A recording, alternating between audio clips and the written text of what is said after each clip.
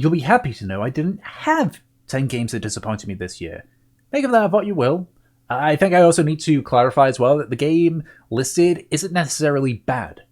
I was just disappointed about what it gave me. It could be a fantastic game, but it could also be a disappointment.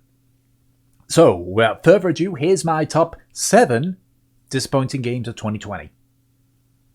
Well, I'm like 7 years late to this party, aren't I? Maybe it's because I'm 7 years late, but I'm just not a fan of this game. It's functional, it's clunky, as per design, and yes, murder is fun. Murder in real life is not fun, and this is part of a joke. Please take out, do not murder people in the real world. And I know it's meant to be shoddily designed, that's how these games work, but here's the thing. It bored me.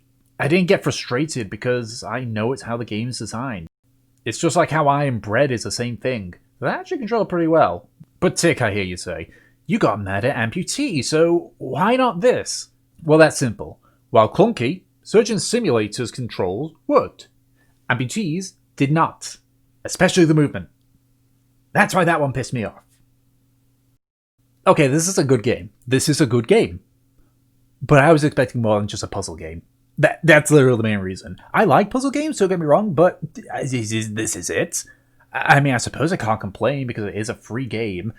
And you know, I guess collecting demon waifus are fun. These are mine. You cannot take them. But it's simply a case of I played it during its hype, saw why people loved the characters, and less about loving the gameplay. Okay, I'm just going to summarize this very, very, very quickly, because it is pretty simple. I saw Markiplier play this and get mad. It seemed like good content to do for YouTube. I played it and I didn't get mad. I don't know why, but supposed rage games don't make me rage, and it's not like Bennett Foddy where you're at risk of carpal tunnel with his controls. These had good, simple controls that worked. Maybe I should give up on rage games. Maybe they don't work for me. Okay, so, SCP Containment Breach. I love it, despite it causing me to crack. Oxygen not included. I love it, despite having projects that never complete them in an episode. I'll get back to it soon, I promise. So, why not mush them together? That gets you Lobotomy Corp, and I do not get it. I've gone through the tutorial multiple times, and I didn't get it. I've played it multiple times, and I get it's kind of a roguelite on top of it, but I don't get it. The point is, I don't get it. You send people to places, but you can't because they lack staff, so you start over, but the SCPs or whatever do stuff, and there's no real way to tell what works and what doesn't. Sometimes it does, sometimes it doesn't. I don't get it. I have a friend that does really good on it and really likes it, so good for him, but I think I'll stick with the 2 separate games, thanks. I like building games. Minecraft, Terraria, Starbound, Space Engineers, I enjoy them. So, when Coffee Stain Studios, the same developers of Sanctum, were making a game based around building and automation, well, I was excited. And then I saw it was an Epic Games Store exclusive and lost interest. Look, at the time of this recording, that platform is still missing a shit ton of features, and I'm still mad about the whole Shenmue 3 debacle, because yes, I was a backer. But then it came out on Steam, and yeah, it's pretty alright.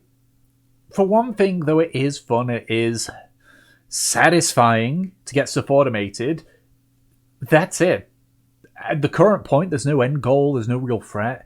Sure, you have aggressive creatures, but they don't go near your base or put it at risk like Minecraft does, and the automation does get kind of boring. Maybe it's a case of it's early access, but it's pretty barren. At least when Space Engineers was in early access, its Lego brick-style construction and said ships being destructible gave you some freedom to do shit. I made a video about this when the game came out, so I'll keep this brief. If you want the full ramble, there's a link in the description. I like Journey's End. Barring 3 things. I think the pylon system is poorly implemented, Master Mode is a waste of time, unlike Expert Mode, with the damage and health cranked up to really unfair levels, and despite saying Summoner will get some love, they got basically nothing. The Calamity mod has more pre-hard mode Summoner gear than almost the entirety of normal Terraria summoning gear, both pre- and post-hard mode. As I said, I made a video about it, so it'll be in the description. Well, I must have jinxed it. Yeah, in a surprising twist, I found Iceborne to be a disappointment to me. I especially found the first half of it to just be so boring. It's great you have these subspecies with alternative attacks and new weapons, but there's 2 major issues with the game. First most is the Clutch Claw. The game now puts too much emphasis on the clutch claw. It is literally a clutch. If you are not smashing a monster into a wall or creating a weak point, then you're doing the game wrong. And for me, that's a major problem. For 3 specific reasons. For one, the base game didn't need to depend on a gimmick, so why does this one now have to? Secondly, the monsters don't gain a resistance to being knocked into a wall. You trap it, it eventually gets resistant to it. You flash it, it eventually gets resistant to it. But knock it into a wall? Nope. This causes one of the things which I hate the most in video games to appear. Dominant strategy. The dominant strategy is knock it into the wall as often as possible. The final one's a bit more personal, based off my weapons. See, there's many weapons you can use in Monster Hunter World. After getting bored with the dual blades and the horn, I switched to gun lance.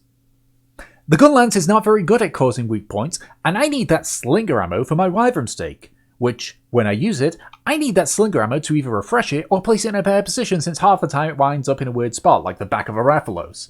I can't afford to use it to knocking things into a wall, and part weakening, as I say, just doesn't work too well with the gun lance. Just thank God the gun part of the gun lance doesn't care about armor. The second is the monsters themselves. They are too tanky. Up until you finish the story. I know the entire point of Monster Hunter is to fight a big, strong, tough monster, but spending 35 minutes fighting a monster that isn't just including tracking and treating it, just straight up brawling with it, it gets boring. It got to the point where there's no point in killing them, it's better to capture them. Overall, that's an issue in itself, but that's something that's been an issue with the base Monster Hunter world. Yeah, and that's basically it. A very short, simple video, because there's not a whole lot I need to speak about it. I'm disappointed in them for a simple reason. They're not necessarily a bad game, it's just I wasn't the biggest fan of it. So yeah.